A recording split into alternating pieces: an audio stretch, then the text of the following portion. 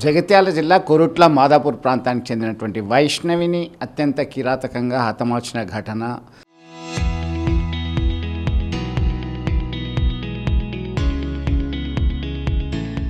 హరిబాబే చేశారు. భర్త అలాగే పరారైనటువంటి సంఘటన కొద్దిసేపటి క్రితమే అరెస్ట్ను సైతం చూపించడం జరిగింది. ఏం జరిగింది అసలు ఇదే అంశానికి సంబంధించి మనతో మాట్లాడడానికి మెట్పల్లి డిఎస్పీ ఉన్నారు. డిఎస్పీ గారు చెప్పండి, అసలు ఇది సెన్సేషన్గా మారింది. మర్డర్ ఒక వైఫ్ని చంపి పరారైనటువంటి ఘటనలో ఏ విధమైనటువంటి కేసు సెక్షన్ల ప్రకారం కేసు నమోదు చేయడం జరిగింది, ఎట్లా అప్డేట్ ఏంటి? మామూలుగా ఈ మాదాపూర్ కొరుట్ల మండలంలోని మాదాపూర్ విలేజ్లో నిన్న ఎర్లీ అవర్స్లో ఒక మర్డర్ జరిగింది. అది డౌరీ డెత్.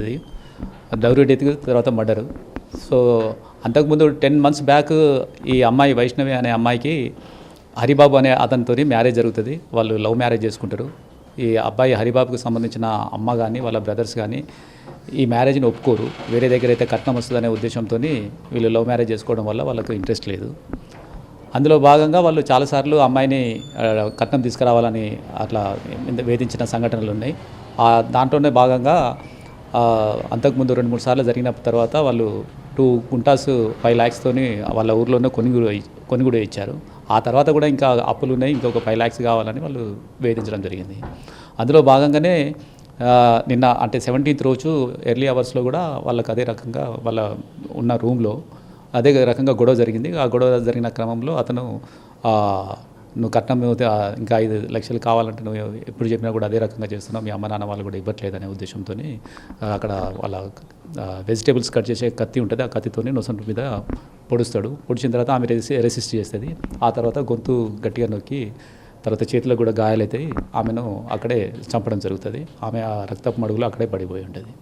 అది వెంటనే అక్కడి నుంచి ఆయన పరారైపోయి వెళ్ళిపోయి అతను బట్టలకి ఇట్లా వేరే దగ్గర బట్టలున్న కత్తి వేరే దగ్గర పెట్టేసి అతను తిరుక్కుంటుంటాడు. నేను సాయంకాలం నైట్లో ఇక్కడ కొరుట్ల దగ్గరికి వచ్చి ఆయన అది దాచిపెట్టిన ఆ ప్రాంతానికి వస్తే మాకు ఉన్న క్రెడిబుల్ ఇన్ఫర్మేషన్ ప్రకారం మా ఎస్ఐ గారు పోయి ఆయనను అప్రహెన్షన్ చేస్తారు. మేము పోయి వెంటనే పంచనామా చేసి అవన్నీ సీజ్ చేసుకొని తీసుకురావడం జరిగింది.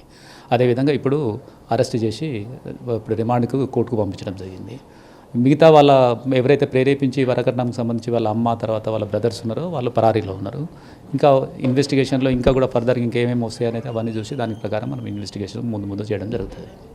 అంటే ఈ లా అండ్ ఆర్డర్ సిచ్యువేషన్ వచ్చింది, ఒక టెన్సివ్ సిచ్యువేషన్ వచ్చింది ఈ మర్డర్ జరిగిన తర్వాత. ఎట్లా కౌన్సిలింగ్ ఇవ్వడం జరిగింది వైష్ణవి కుటుంబ సభ్యులకు కావచ్చు ఫర్దర్గా?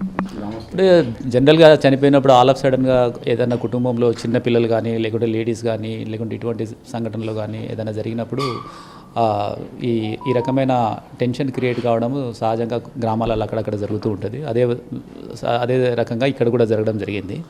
సో వాళ్ళకి చెప్పడం జరిగింది, మేము లా ప్రకారం మేము చట్ట ప్రకారం అన్ని రకాలైన చర్యలు తీసుకొని అత్యధికంగా వాళ్ళకు అంటే ఎంత చట్టంలో ఎంతైతే ఉందో అంత శిక్ష విధించడానికి మేము పూర్తిగా ఇన్వెస్టిగేషన్ పర్ఫెక్ట్ చేసి మీ అమ్మాయికి మా పరంగా మేము న్యాయం చేయగలుగుతామని చెప్పడం జరిగింది. ప్రాణం అయితే పోయింది, ప్రాణం అయితే ఎవరు తీసుకురాలేము. కానీ మిగతా ఏదైతే మనం ప్రాసెస్లో మనం లా అండ్ ఆర్డర్ ప్రకారం చట్ట ప్రకారం మనం ఏమైతే చేయగలుగుతామో అవన్నీ చేస్తామని వాళ్ళకి అష్యూరెన్స్ ఇవ్వడం జరిగింది. అదేవిధంగా మేము వెంటనే ఇప్పుడు వితిన్ 24 hours లోపే అతన్ని పట్టుకోవడం జరిగింది. అదేవిధంగా అవన్నీ సీజ్ చేసి చేయడం జరిగింది. మిగతా వాళ్ళని కూడా పట్టుకొని వాళ్ళకి ఆ చట్ట ప్రకారం ఎంతైతే అత్యధికంగా ఉందో శిక్ష అంత పడేంత ఇన్వెస్టిగేషన్ పర్ఫెక్ట్గా చేసి వాళ్ళకి న్యాయం చేకూర్చడానికి మేము అష్యూరెన్స్ ఇచ్చినాం. మొత్తం మీద చట్ట ప్రకారము చర్యలు చేపట్టాము. 24 గంటల్లోగానే నిందితుని పట్టుకొని కోర్టుకి రిమాండ్ తరలించాం. మిగతా 3 నిందితుల సైతం వెతుకుతున్నాం. త్వరలోనే వారిని సైతం వారు ఆచూకీ కనుక్కుంటాం. చట్ట ప్రకారం ఏ రకమైనటువంటి శిక్ష ఉంటుందో అవన్నీ కూడా పడేలా మా ఇన్వెస్టిగేషన్లో పురోగతి సాధిస్తాం. దానికి హత్యకు వాడినటువంటి కత్తి అలాగే ఇతరత్ర పరికరాలను సైతం స్వాధీనం చేసుకున్నాం. కోర్టుకి నిందితుని రిమాండ్ తరలించడం జరిగిందని చెప్తున్నటువంటి పరిస్థితి. విడుదలని సుమంత్తో కలిసి చంద్రశేఖర్, RTV, కొరుట్ల నుండి. జై గోవింద.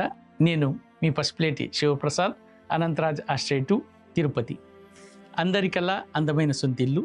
మీ సొంతింటి కలను నెరవేర్చడానికి అనంతరాజ్ ఆశ్రయ వారు తిరుపతి ఇంటర్నేషనల్ ఎయిర్పోర్ట్కి ఎదురుగా మల్టీనేషనల్ కంపెనీస్ అయినటువంటి TCL, Dixon, Fox Links, wing tech కంపెనీలకు మధ్యలో వరల్డ్ స్టాండర్డ్స్ స్కూల్స్ అయినటువంటి విజ్ఞతం స్కూల్, గురుకుల్ స్కూల్ మరియు మెడికల్ కాలేజ్కు అతి చేరువలో ఈ ప్రాజెక్టును నిర్మిస్తున్నాము. మేము కేవలము 20 లక్షలకే అందమైన సొంతిల్లే కాకుండా యాడెడ్ లైఫ్ స్టైల్ను అందిస్తున్నాం. 14,000 SFT కలిగిన ఈ క్లబ్ హౌస్